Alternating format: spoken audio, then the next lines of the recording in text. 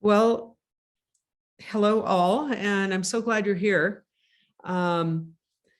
We'll talk for just a few minutes together, and then we'll be joined by Director Oppel, and I think he'll come on about 11:35. So one of our M&A staff, if you could just let me know when he comes in, I would very much appreciate it.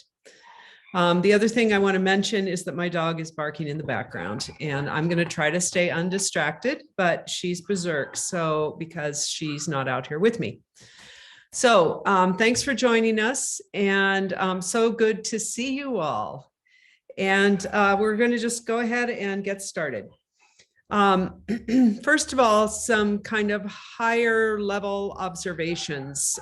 We have been up at the Capitol several times, obviously, and maybe less so than some folks. But what I wanted to mention is that we had a goal of kind of getting to know the new administration, and we have focused on that. So we have met with the budget director, we've met with the lieutenant governor, and then we've met with the governor. So I have some takeaways for you from those, and just take it for what it's worth. And so in terms of meeting with the budget director, that was the first meeting we had. The message he gave was, rather than focusing necessarily on the cause or the social benefit of your programming, focus on why this use of taxpayer money is a good use. And so make that economic case. That isn't really a surprise in an administration that really is very focused on economics and focused kind of on the business end of things. So that's, it's hard sometimes to think, well, this cause should be enough, and why do I need to make the economic case? The state should be making the case for that, and whether they should or not isn't necessarily the point. Let's see, Tylin or Emily, would one of you put the invite link into chat? I have the director on my text messages asking for the link. So if one of you could do that, I'll send it to him real quick, which means I'll have to pause because I don't multitask. I try. I sent it to him, so. Oh, you sent it to him? Yeah. Okay, great. Thanks. Via email, Emily? Yes. Okay, let me just send him a note.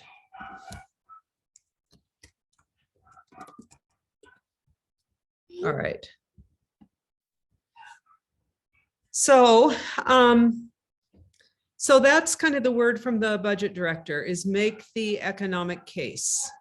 And so in whatever ways you can do that, and I certainly have heard that as folks have talked about taxes and Medicaid reimbursement rates and things like that, that make the case of how that is a good use of taxpayer money. Then from the lieutenant governor, I think it's no surprise that her focus is the Red Tape Commission. So this is an opportunity in a lot of ways. If you are interested in that kind of streamlining and all of that, this is a time when you will want to get on the Red Tape Commission website, which is still alive, and make your case for those regulations that are bothersome or unnecessary or getting in the way. Conversely, if there are regulations that are important to you from a human services, social services, provider perspective, make that case as well. And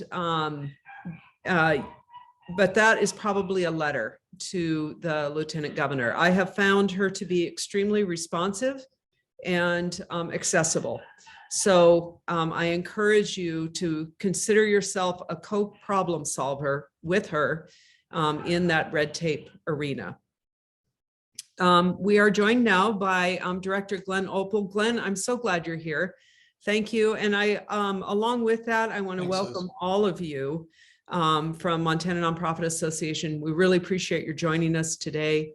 And feel free to chat in questions or comments as long as they're related to the content and not too distracting. I'll try to keep my dog under wraps. And Director Oppel, thanks for joining us, and you're on. Yeah, thanks, Liz. Can you hear me Yes. clearly? Okay, Yep. great.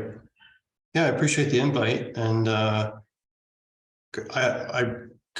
have a lot to cover this morning, so I should jump right in. Yeah. Hopefully, I don't get you too bored with some of the tax and budget stuff that I'm going to cover, but this will really give you a really good overview of what we're working on here, what we're spending most of our time on in the Capitol this session.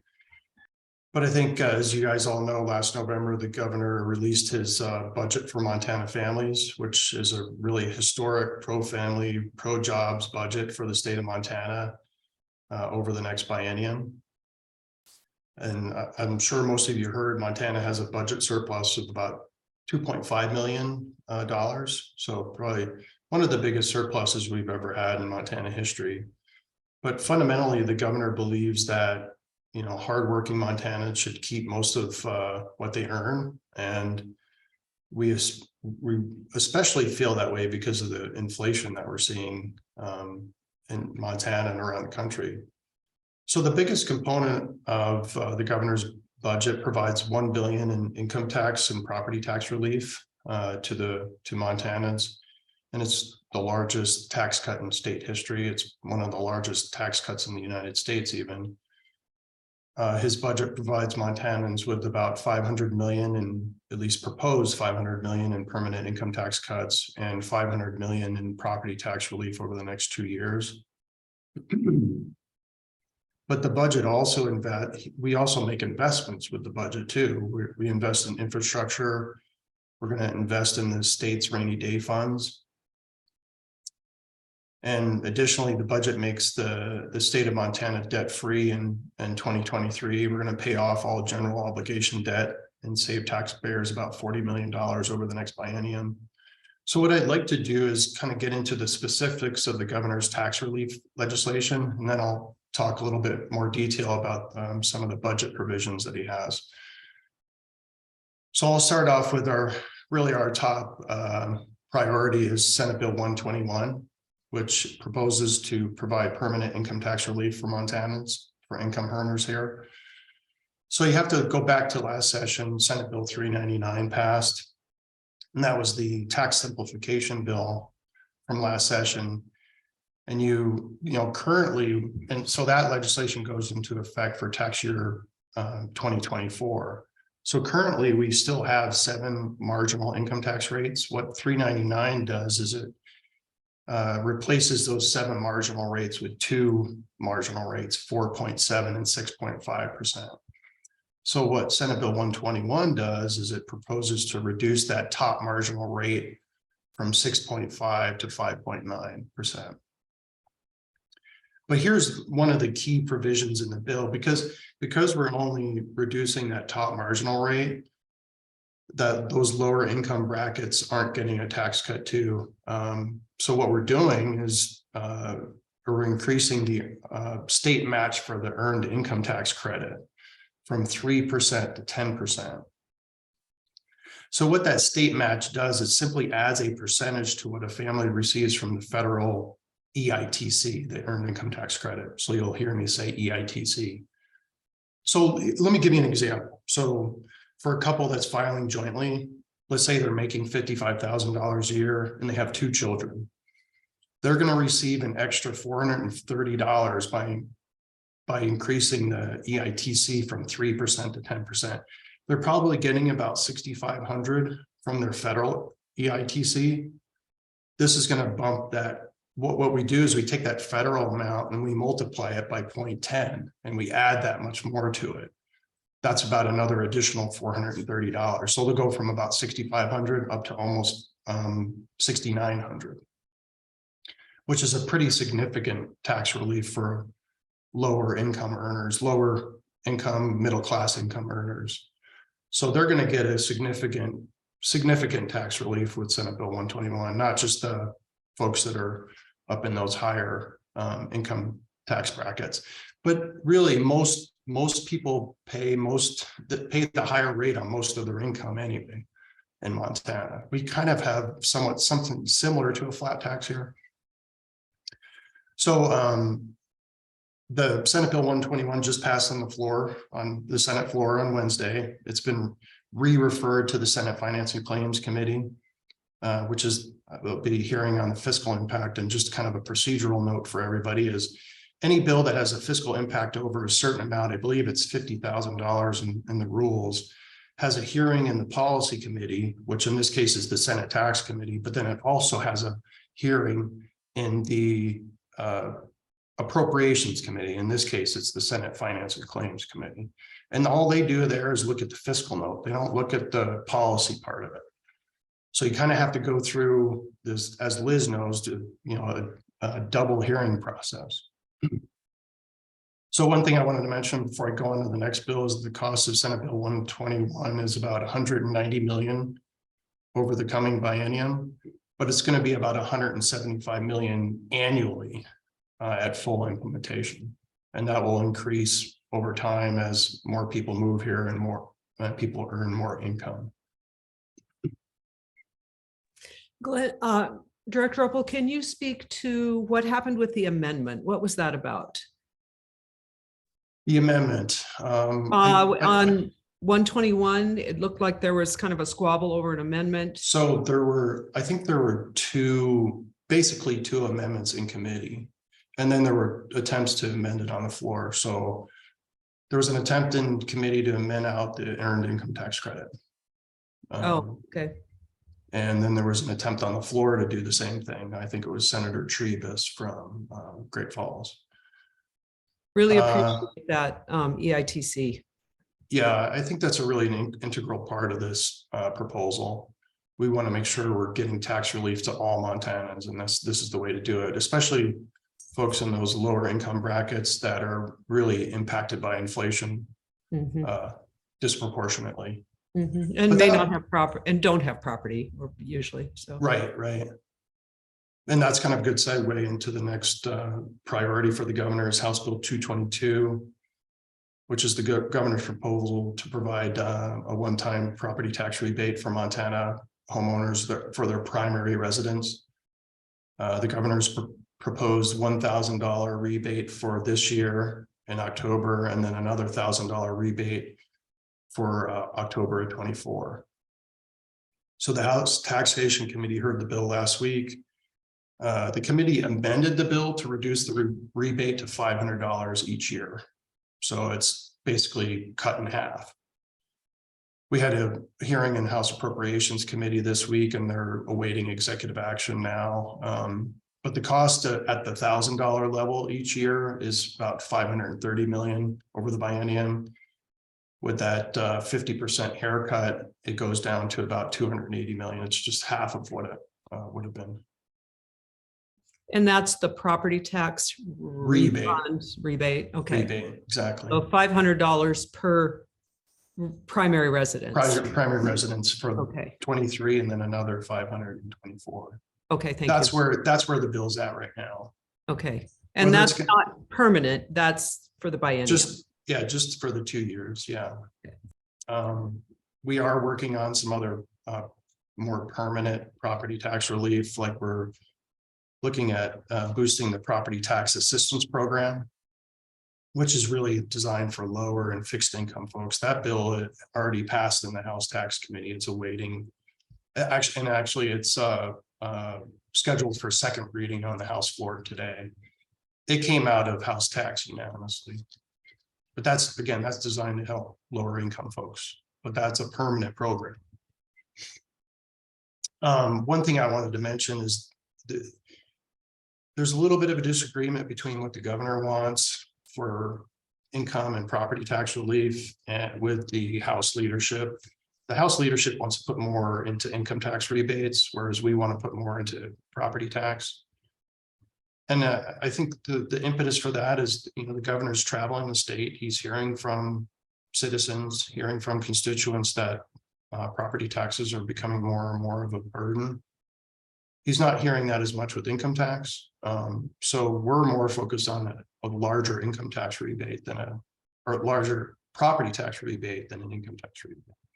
But I think as we're, as you know, Liz, there's a lot of negotiating that goes on in the legislature, and there's a lot going on these two tax relief approaches.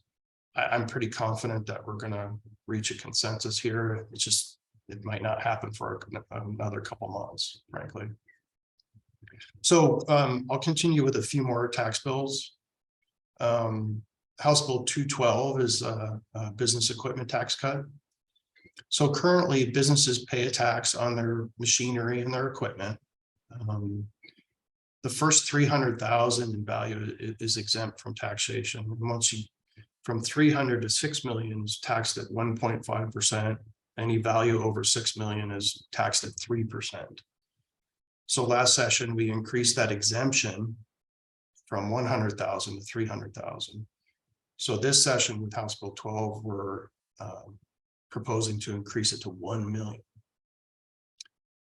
With the legislation last session, we removed about 3,400 small businesses from the tax rolls. With House Bill 212, we'll remove another 1,700. So we'll remove about 5,000 businesses from that tax. And in our mind, it's bad tax policy because you're taxing a depreciating asset. You're taxing businesses differently that have a lot of equipment, like businesses that are machinery or equipment intensive are getting taxed, while businesses that aren't getting taxed much in this tax. So we think it's unfair. Eventually we want to phase it out, but by removing about 5,000 businesses between last session and this session, if we get the bill passed, we'll have taken 88% of businesses off of this tax roll, the business equipment tax roll. The cost is, so it passed in the House Taxation Committee, and we're waiting on a hearing in House of Appropriations. And the cost on that is about $14 million over the biennium. And the cost there is backfilling the loss in tax revenue to local jurisdictions. So the government goes to counties. Yeah, it'll become part of the entitlement share that goes back to localities. So it covers, how much of the business equipment tax, what percentage goes to counties? 85%, 15% comes to the state. All right, thank you. Mm-hmm. So the governor's also proposing a couple pro-family tax credits that I'd like to highlight.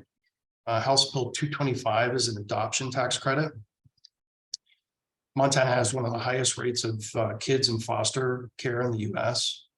We had about 3,400 children in the foster care system in 2021, with about 680 that were waiting to be adopted. The cost of adopting a child is reaching about $40,000 per child. It's very expensive. So the governor is proposing two adoption tax credit levels. There's a $7,500 credit if you adopt a child from the Montana foster care system.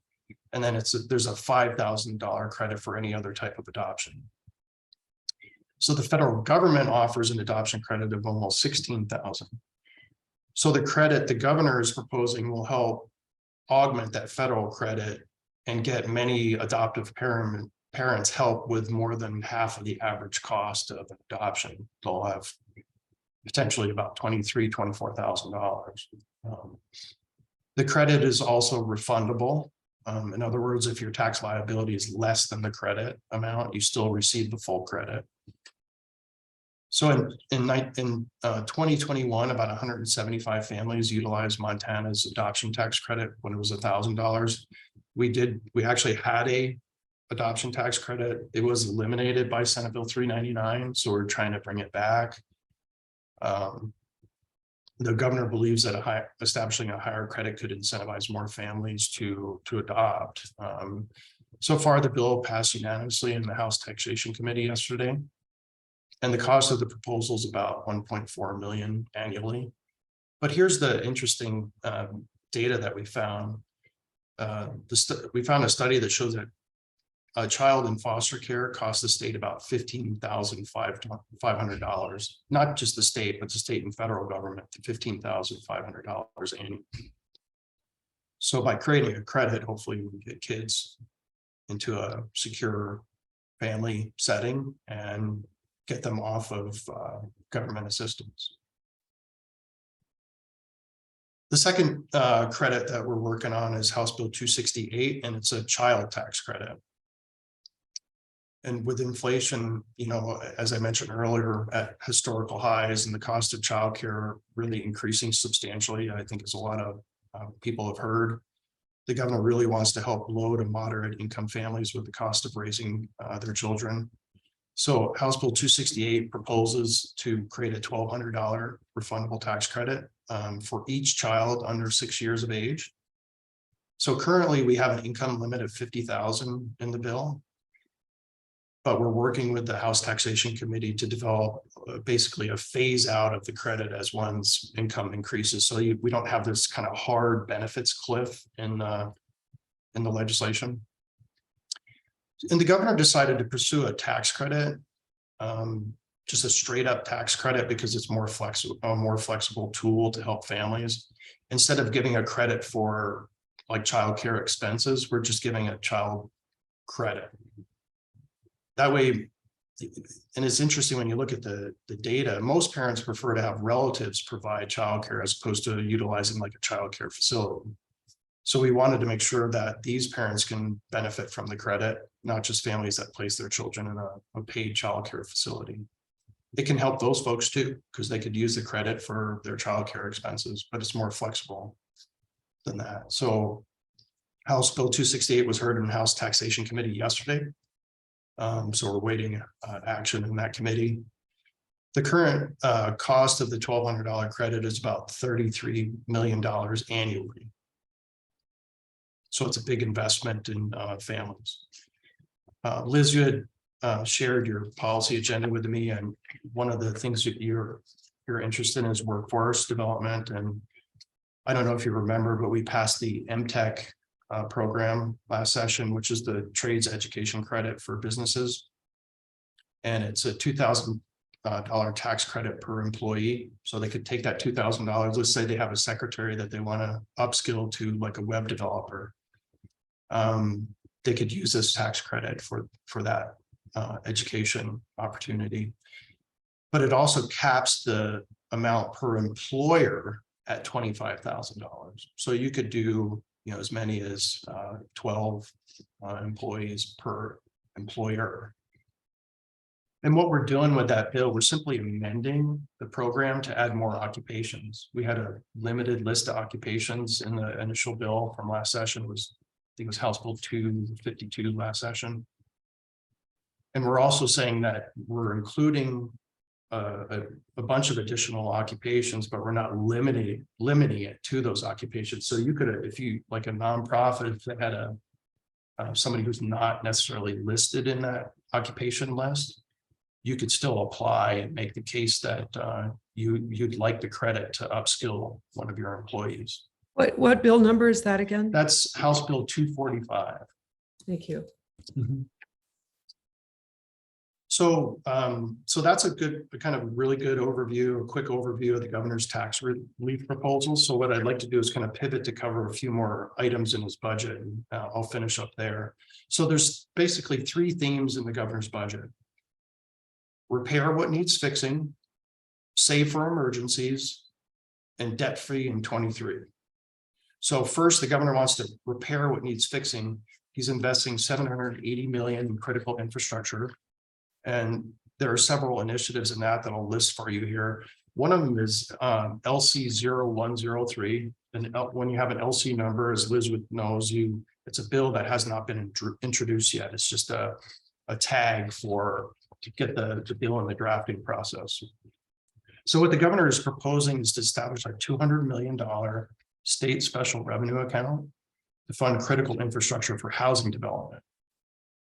So what we would do is take the interest and the earnings from the account to fund no interest loans to local governments and developers to cover the cost of critical infrastructure and critical infrastructure such as water systems, wastewater, stormwater, and also streets and roads. However, here's kind of we kind of have a eligibility requirement for these loans. In order for the local government or developer to be eligible for that infrastructure loan, the locality has to adopt land use reforms that accommodate denser development. The impetus of the program is obvious. We want to incentivize an increase in the supply of housing in order to lower housing prices, because really that's one of the fundamental challenges we face as a state when it comes to housing affordability. We need to increase the supply of housing in our growing communities. This is one way to do it, is to provide these no interest loans to developers and localities that are actually adopting land use reforms that accommodate denser development. So right now we're in the process of still drafting this legislation, so it has not been introduced yet. So there's a few more key expenditures in the governor's $780 million infrastructure investment. We have $300 million to modernize Warm Springs and our behavioral health system. We're proposing $83 million to enhance the school facility trust and conservation district trust. We're proposing $100 million to establish a Montana local disaster resiliency fund. And what this will do is help communities leverage federal matching funds to mitigate potential natural disasters, kind of like the flooding we experienced last spring, that devastating flooding in Yellowstone and down in near Red Lodge in particular, and even other areas of the state. This is House Bill 269. And then also the governor is proposing $100 million to secure access to federal expenditures to repair Montana roads and bridges. So that sums up the $780 million geared towards critical infrastructure investment. So the governor is also proposing to save for emergencies by adding a total of $440 million to a couple of Montana's rainy day funds. This includes an additional $185 million for the budget stabilization reserve fund, which will increase the total fund to about $303 million. So this fund is designed to help Montana keep Montana's budget in the black in the event that we have an economic downturn and we significantly reduce revenue. Also, the governor's budget proposes to add an additional $254 million to the fire suppression fund, which will bring that up to $303 million as well. So in addition to providing tax relief, investing $780 million in infrastructure, and committing $440 million to short Montana's rainy day funds, the governor is proposing to be debt-free in 2023. This is House Bill 251, and what it does is it establishes a special revenue fund known as the debt and liability free account. And funds transferred to the account will be used to pay for the principal, interest, and other costs from outstanding bonds, notes, and other obligations that the state has. This is going to cost about $185 million to pay off this debt. However, it's going to save us about $25 million annually into the future. So in the long term, it'll be a plus. So the governor proposes this really historical tax relief, infrastructure investment, and debt-free legislation, all while holding spending well below the rate of inflation. The governor's budget is a balanced one. It avoids cuts to essential services and has a strong ending fund balance to protect against any economic and financial uncertainty. I know that's a lot to take in, so I'm really happy to answer any questions that you may have. So, Glenn, that is a lot. I have a couple of questions for you. You bet. And then if folks want to put into chat, that'd be helpful. So first of all, with the adoption tax credit, where did the logic or rationale come from that money was the kind of prevailing issue with adoption? Is that just like, was there reasoning behind that, or is it an experiment, or what's your sense? You mean the cost of adopting? Is that? Yeah, that the expense of adopting is really the primary barrier. Well, I don't know if it's so much a barrier, Liz, that I think if people have it on their heart that they want to adopt, they're going to do it if they have the means. I think our thinking is, the governor's thinking is that he wants to incentivize more parents to jump in and adopt, especially in light of the fact that we have, per capita, we have more children in our foster care system than a lot of other states. I also think it's really from another motivation that the governor has, is his pro-life position. If a mother doesn't feel like she's prepared to have a child, obviously the governor's pro-life, and he wants to, and that mother wants to maybe put that child up for adoption. We want to make it easier for parents to jump in and potentially adopt that child. Got it. Okay, that makes sense. Mm-hmm. And then a question about the it was HB 245. Yeah, So, the NTEC. right. So is that tied to the corporate tax a business pays? Like, can nonprofits get that based on payroll taxes, or, what's the deal there? Yeah, let me double check. I'm looking at the bill right now.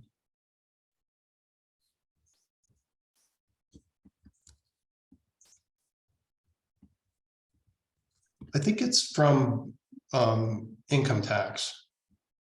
So I believe a nonprofit could get it. Well, we don't pay income tax, though. We do pay payroll tax. So that would be that'd be let me check. Yeah, let me check on that. I didn't think of that. That's a great question. Okay, thank you. And then I'll check with the Department of Revenue and get back to you. okay, thank you. And then can you speak to the child tax credit, HB 268, the phasing of the income? Yeah, so, when we were doing this, we knew we had a budget for it, right? So we had the Department of Revenue crunch some numbers for us, and what we did was we arrived at a $50,000 income limit, right? And that kind of dictated how much we thought we would spend on that new credit. All the time we felt like, well, let's just stick with that amount. Let's get it in front of the committee and let them work on a phase out. So what a phase out would do is, like, you would, like, at a certain level of income, you'd get a full credit. As your income goes up to another level, the credit goes down.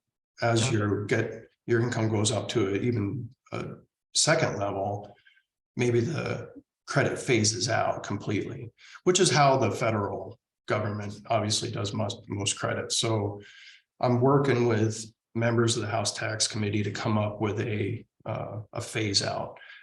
Ed Staffman Representative Staffman also has a child credit legislation, and he has a phased income limit in his legislation. Does that make it more expensive then? Well, we're going to try to figure out, at least what I told the committee is, if we're interested in working on a phase out scheme. However, we'd like to keep it with the fiscal impact of the current bill, so that we can. That means the initial credit would be smaller, would have to be, right? Maybe not. If we're going to phase it out, we'll have to see. Okay. But that's obviously the challenge, is how do you keep it at the 33 million a year with a phase out type of arrangement for income limits. Do you feel, can you speak to the Medicaid provider rate study and the rationale for the budget not fully funding that? I don't know if that's in your wheelhouse, or. Well, I know about it, Liz, but I don't know all the details. I'd have to find out. I can get back to you on that too. That was the provider rate study. Right. And in the budget, the budget has, and I do think that's a question for the budget director, but the budget has, in some cases like 40% instead of the 100% of that study. And I think that's caused folks that had a lot of hope that, their business model would work. If we could get those rates to cover the cost, then, so that's right now, I think that's on a lot of folks' minds. Yeah, I appreciate that. And Yeah. I'll get back to you with some feedback on that. I think Okay. I saw a question. There's a question about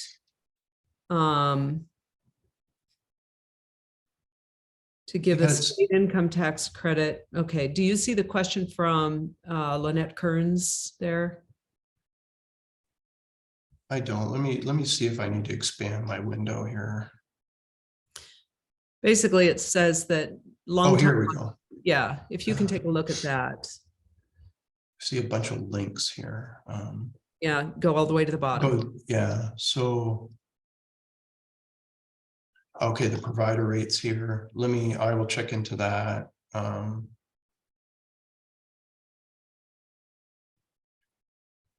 Oh, yeah, Randall said that every time there's a tax credit, the cost goes up. Maybe that is simple economics, but I'm not sure. Right. And then that next one is sometimes credits can inflate cost of things. I'd have to see like a study on that. Yeah. But I mean, I think he makes a point worth considering. Mm-hmm. And then the last comment is about the flathead and the out of storage moving in. Let me read that real quick. Yeah.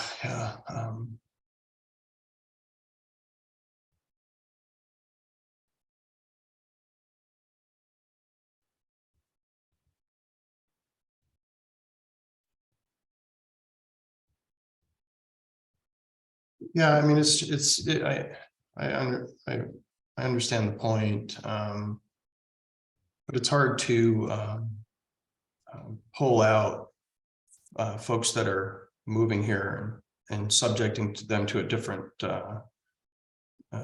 taxation. Mm-hmm.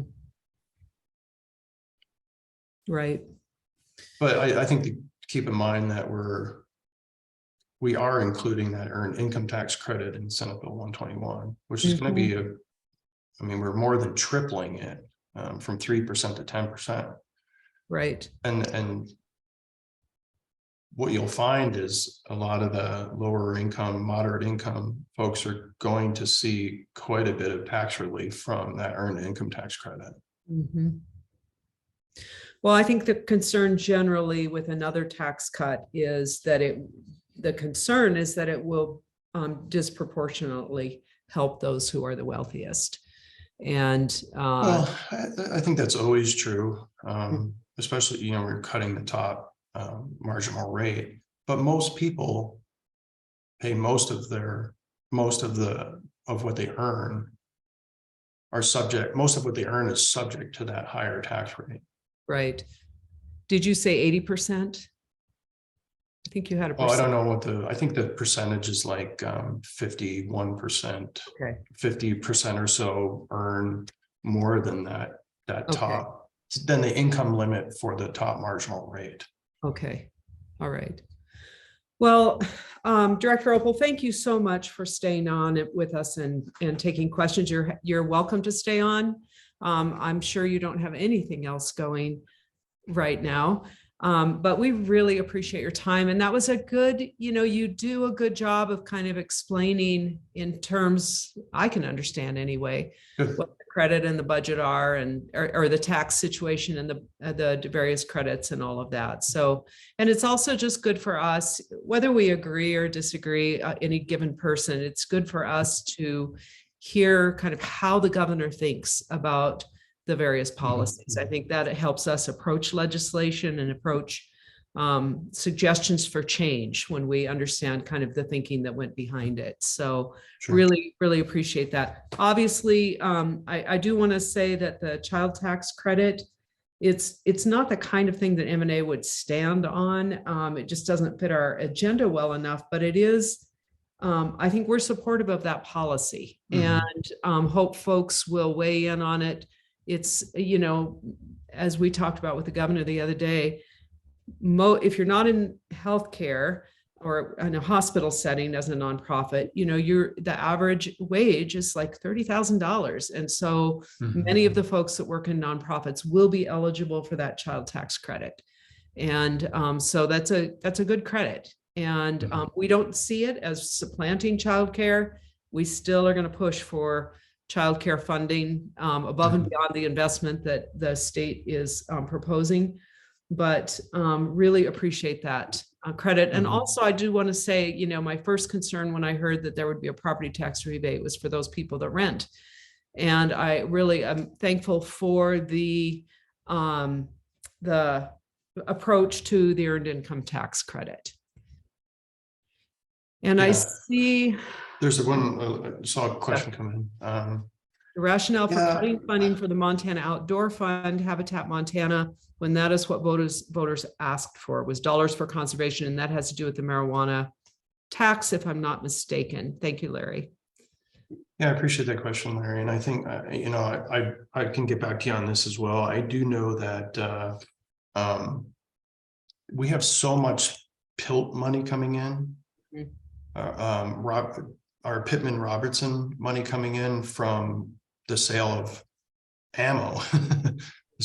And that money goes to the FWP, and it's to be used for the type of investment that Larry's talking about. We're so awash with Pittman Roberts money that we don't really need to funnel the marijuana revenue to the outdoor fund or the Habitat Montana Fund, because we're already maxed out in that funding arena. I can provide, I'm not the expert in that. I've got a natural resources policy advisor that can give me more detailed information on that. But that's my kind of 10,000 foot understanding of the motivation behind channeling the funding somewhere else. Okay, so, and I see that Larry's asking that there's a coalition that maybe could meet. So maybe Larry, you could reach out to feel free to reach out to Director Oppel's office and see what you can get set up in that regard. Yeah. Thank you. Anybody, you know, feel free to reach out to me. Always an open door policy. Yeah, thank you. And thanks so much. Again, I really appreciate it. And for the rest of us, we'll stay on and talk through some of what we've got going with M&A and public policy. Thanks so much. Thanks, Liz. Thanks, everybody. Have a good day. Have a good weekend. Yes. Good to see you, Mitch. Thank you. Thanks. Okay, I'm going to share my screen and we're going to talk through some of what M&A is thinking about. So first of all, I'm using our public policy agenda, which we worked pretty hard this year. And I want to give a shout out to Tylen Newcomb, who is working on public policy as a member of the team this year. We also have an intern from University of Montana who's doing a great job helping us track bills. And then we have government relations contract with Amy Grimales from Crowley Flex. So now we are a team of 4 working on public policy. And it's still not enough. So what we wanted to do was this year really infuse some of what it means to have these different agenda items. And so as I look at what our agenda items are, I'll try to refer to bills that help them make sense. So we got to a place where we could say what this means to support reputation, accountability, transparency, all of that. What that means is that we would support an appropriate level of government regs and enforcement to protect the public's interest while upholding the integrity of the nonprofit sector, and also support policies that protect the decision-making autonomy and self-governance authority of charitable nonprofits. That doesn't mean we necessarily will take on every bill that relates to this. So, but in particular, as I look at that second one, the decision-making autonomy, there is a bill, and Tylen, maybe you can help me with the number. It was a bill that would have, that would require, if you are a union shop, that you as a nonprofit would be unable to mandate that your employees, that you assess union, that the union assesses dues. Right now, if you're a union shop, the union is, employees are required to pay union dues. The problem we have with that bill is that it appears that it's related to nonprofits only. And so that might be an example where we would take that on and say, you know, nonprofits need to be able to make those decisions, or the state should not kind of discriminate. And I believe it's probably targeted primarily at hospitals, but the language is such that it would be any nonprofit. We sent an email out to several members and got very mixed reviews from those who have union employees and those who don't, who had some attorneys look at it. And I don't think M&A is going to weigh in on it right now. If you are really want us to weigh in on it, please email me at lmoore@mtnonprofit.org and make a case that we should weigh in on it. It feels gargantuan, honestly, to get into union law.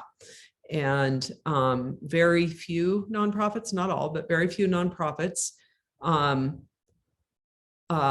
have union employees. Some do, not to minimize that, but. And then the top bullet, we don't have anything right now that is requiring an additional regulation on nonprofits, other than there are some bills that are targeting the hospitals that they would have to report on community benefit and charity giving. We actually like that idea.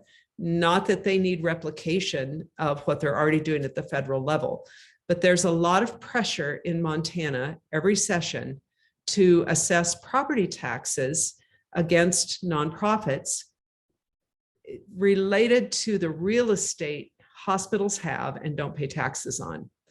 We have always said the exchange is that the property tax exemption recognizes the value that nonprofits bring. If there are folks who don't have a clear picture of that value and feel they need a clearer picture, and they can work with the hospital industry, which I believe they're doing. Montana Hospital Association is working at that bill, and certainly there are a couple big ones, and they have some amendments in place that they're going for. But I think it would take pressure off of the property tax situation. But so far, there's just a host of property tax bills with no language. And I think folks are waiting to see what's going to happen with the community benefit thing. So we have been putting that community benefit bill on our Friday, Saturday email. And we'll probably continue doing that because of the relationship between that and property taxes. If you have questions, throw them into chat. Somebody will have to let me know because I am screen sharing. Okay, next would be charitable giving. The news here is that Montana Nonprofit Association, Montana Community Foundation, our other partners, we are going to work this year, surprisingly, to double the Montana Endowment Tax Credit. It is a year where the climate is good for requesting that. The governor is supportive of the tax credit. We met with him the other day. He said, you know, it works. And really that doubling is barely goes over the amount of an inflationary increase from 20 years ago or 15 plus years ago when that credit was begun. And so we are going to request that it be doubled and that it be extended to 2030, which means we will not need to work on it next session, which is what we were prepared to do. And then the other thing that we're looking at is there is kind of a national trend to from a more conservative end to find ways to decrease transparency around charitable giving in ways that would lend themselves to dark money. And yes, Larry, 10 to 20. And then, so there are bills happening in kind of this model legislation around donor privacy, donor secrecy that go beyond what we have right now and could become rugs under which to sweep dark money. So we're watching. There's one bill, the language isn't in yet. It promotes donor freedom, something like that. And we're watching that. We're not going to put anything out until we see the language because we don't know what that's going to be. But we do have an in-house bet that it'll be one of these bills. Okay. Then tax treatment. This is just the protection of tax exemption. And remember, our agenda is at the state and federal level. So we're constantly watching for threats to tax exemption. And then also, as you heard me ask the question, and thank you, Ned Cooney, for raising that question about will nonprofits get that workforce tax credit because we don't pay income tax, but we do pay payroll tax. And so there are some places where we have advocated for nonprofits to also be able to take advantage of tax credits as small businesses when we have those kinds of expenditures. Then the nonprofit government relations, we did meet with the Lieutenant Governor and talked about the Red Tape Commission. A couple of suggestions, we had is a document vault so that reporting, and certain information that nonprofits end up giving to the state over and over and over, that live in a document vault of some sort. And the other one is to include cost of living and other inflationary increases pro forma in contracts and grants so that people don't have to constantly go before the legislature and ask for those things when there are known indices for inflation and cost of living. So, and then just watching the red tape stuff also and making sure that professionalism is supported as they attempt to kind of change the way some things are done, and that civic engagement is supported. There's a big push to decrease the number of boards, or is it the number of board? There is a push to make more efficient that whole thing of governor appointed boards. So we want to make sure that there's still, again, the professional involvement, the civic involvement, all of that as those changes are made. The policies around government folks, including those most involved in the decision-making process. I think we all saw an example of that going awry here a couple of weeks ago when there was a bill draft or bill language that would have asked our legislature to petition Congress to find options other than Indian reservations. And there was a real outcry from the tribal groups. And, it's a great example of including folks in the decision-making process. One of the things we spend time doing is when we see bills, for example, domestic violence moving from DPHHS, some of that funding moving from DPHHS to Board of Crime Control, is just reach out to some of our partners and say, is this okay with you? Do you have issues with this? Because we want to make sure those folks are involved. Then the workforce, we do want to be including in workforce development initiatives. When we met with the governor this week, we asked that nonprofits be reimbursed for the cost of doing business. And also we made the point that there is not a small business administration for nonprofits. We're not even eligible for those services. And so nonprofit capacity building, he said, well, that falls to you. And it's like, well, that, we have only a percentage of nonprofit employers as members. And so we're going to go talk with one of the departments and talk about maybe they will fund some training that those that have contracts and grants can access at no cost. So we're going to give that a shot, which reminds me, The governor mentioned in the State of the State and also talked with us about the Office of Faith-Based and Community-Based Services. And I think there's an opportunity there for someone in government to understand more about nonprofits. We did ask that if there's a department that has more than 40 million in contracts and grants, that they have a designated person who's a liaison or ombudsperson or just a designated staff person who handles issues of efficiency and is kind of a voice for nonprofits.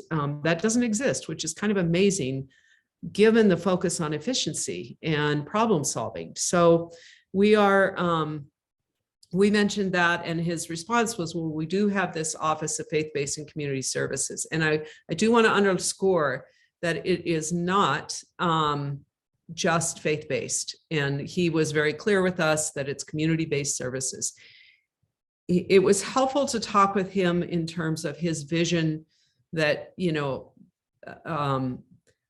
government does what government does, and business does what business does, and nonprofits fill a gap that neither of those fill.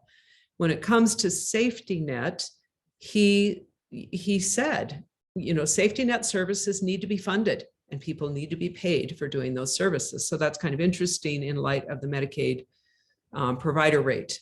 And but I don't know, you know, like trails and things like that. I don't know if there's a belief there that that should be private sector, but at least in terms of social safety net, you know, a real belief in what is happening there. So that's a little bit of a segue on the workforce and capacity building. I want to look at the time real quick.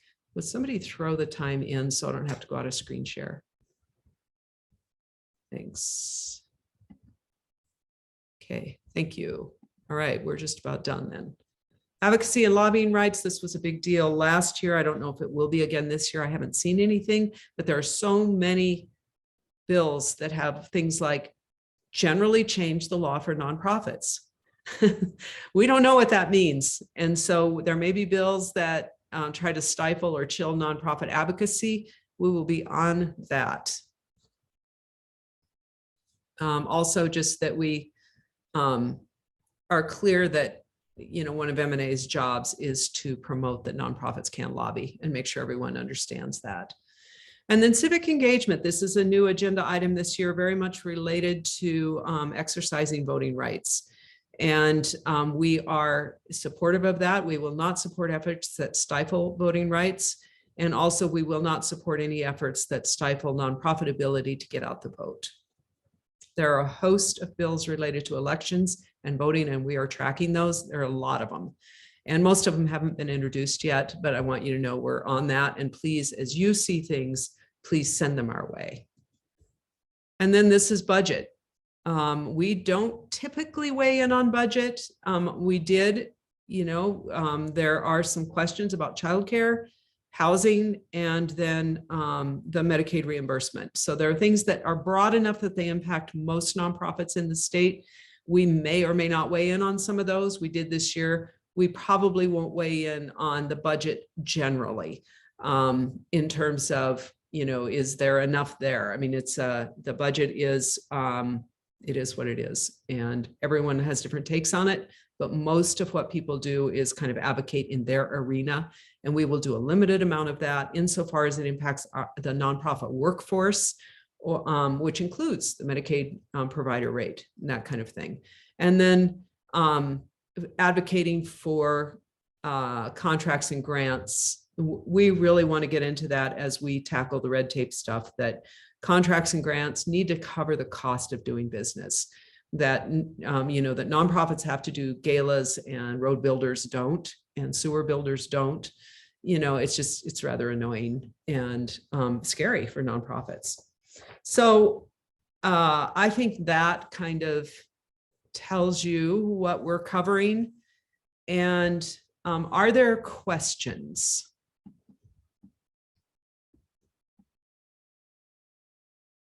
That's a lot to cover. And I do have one. The director had several things that he said he would come back to you with. Will you share those when they're shared? I will. I'll share them in our e-news. Our e-news goes out usually Saturday morning. Okay. So stay tuned to that. And if you're not signed up for our policy news, please do, because as of February 1st, we're segmenting. And some folks, you know, the folks who are on our 5,000 member list will get some little blurbs. But if you really want the policy news, you got to sign up for the policy news. Anyone else? We are keeping the tax credit a little bit under the radar, not secret, just a little under the radar, waiting to see what happens with budget and tax stuff generally. And then we'll push that a little bit more toward the middle of the session. Liz, Judy has a question specifically for you on the Montana endowment tax credit. Okay. No other changes being recommended other than doubling and extending. Judy, that's my understanding. I haven't seen language, and the language probably will be a while, but that's a great question. But those are the recommended changes.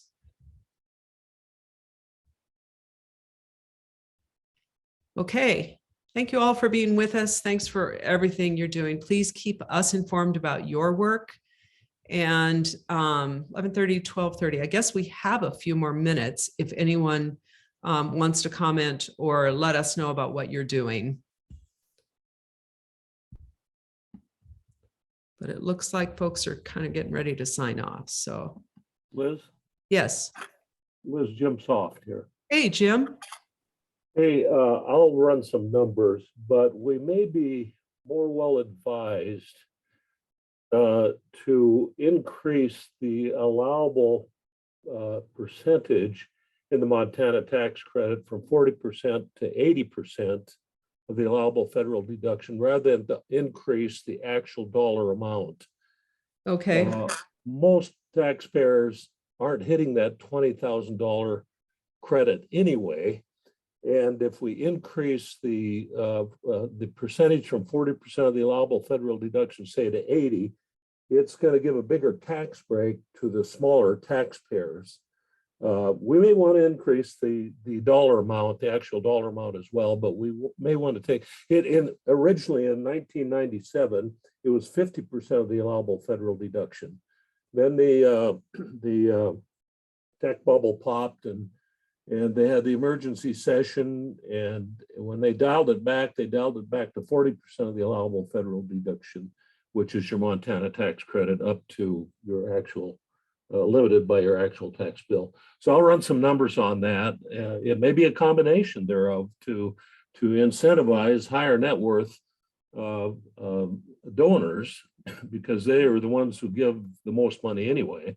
Right. But if we raise that percentage from 40 to 50, I think it might, off the top, I think it might benefit more middle income taxpayers, and maybe we can do both. So Okay. just a thought. Thank you, Are Jim. we And we'll pushing get that you, I think we what we'd pushing- like to do, Jim, is if Tylin, if you could make a note, let's ask Jim to come to the next policy council meeting and help us understand those numbers just a little bit. Jim, there'll be a meeting in February. Are we pushing this in this session? We are. Okay. Yeah, Jim, the question from Judy is, you said 40 to 80, or is it 40 to 50? Well, there's two different issues here. One, we're talking about doubling the credit from 10,000 to 20. That's what you're talking about. I'm suggesting we may want to look at moving the percentage from 40% of the allowable federal deduction to 80% of the allowable federal deduction. That might increase more activity among the middle income taxpayers. So Okay, I'll run thanks some for- numbers Okay. It Yeah, thanks for may be a clarifying. combination. Might be a combination. Okay, great. Are there other issues, other thoughts folks have about anything on the agenda? Okay. Thank you all. Really good to see you. This is fun work. And thanks, Emily and Kate and Tylin. Talk to you soon.